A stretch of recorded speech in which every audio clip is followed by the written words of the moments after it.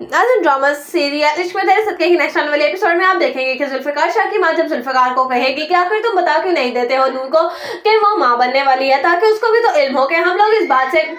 किसी तरह से अनजान नहीं है, बल्कि उसकी हकीकत सारी की सारी हम अच्छे तरीके से वाकिफ हैं। उधर आप देखेंगे कि नूर को जब बार बार सलार तंग करेगा और उसे परेशान करेगा कि मैं तुम्हारे घर आ पहुंचूंगा और तुम्हारी जिंदगी में बर्बाद करके रख दूंगा, तो नूर बहुत ही ज्यादा डिस्टर्ब हो जाएगी और वो अपने पप्पा को फोन करके कहेगी कि पप्पा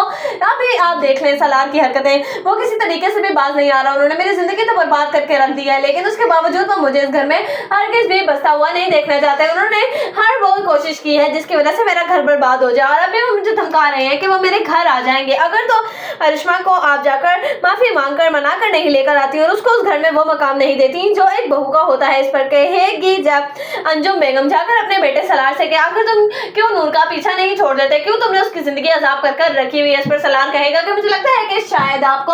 अपने बेटे से ज्यादा अपनी भतीजी ज्यादा अहम है, इसीलिए तो आप इस तरह की बातें कर रही हैं। और कहा मैंने नूर को परेशान करके रखा हुआ है, ये सब किया धरा नूर का ही है, जिसकी वजह से मेरी बेगम मुझसे नाराज है और खफा होकर चली गई है। उधर आप देखेंगे कि फरा जो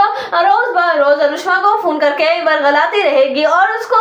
सलार के खिलाफ भड़काएगी और कहेगी कि तुम जानती हो कि सलार को तो जरा बराबर भी फर्क नहीं। मुझे लगता है कि शायद वो सिर्फ और सिर्फ ये सब नाटक कर रहा है तुम्हें दिखाने के लिए। मुझे लगता है कि शायद उसके दिल में अभी तक नूर की मोहब्बत है, क्योंकि नूर उसके बच्चे की माँ भी बनने वाली है। फरा ये झूठ बोल तो देगी, लेकिन वो ये नहीं जानती कि इतने बड़े झूठ से आखिरकार वो ही बहुत जल्द फंसने वाली है। उधर आप देखेंगे जब अनुष्मा को ये बात पता चलेगी तो वो अपनी माँ से कहेगी और उसकी माँ कहेगी कि मुझे लगता है कि शायद अब तुम्हें सलार को छोड़ देना चाहिए और उससे दो टोक बात कर लेनी चाहिए, कहीं ऐसा ना हो कि इसी तरह से तुम्हारी जिंदगी बर्बाद होती रहे और तुम यहीं पर बैठकर तमाशा देखती रहो। शायद इसी वजह से उसके घर वालों को भी कोई परवाह नहीं, इसीलिए वो तुम्हें लेने नहीं आ रहा है, क्योंकि उनको पता है कि उनकी पहली बहू से उनको वो खुशी मिलने वाली है जो तुम्हारी और सलार की होनी चाहिए थी। उधर आप देखेंगे कि जब जुल्फिकार अपनी माँ को मना करेगा कि मैं हरगिज भी नूर को नहीं छोड़ूंगा और नूर के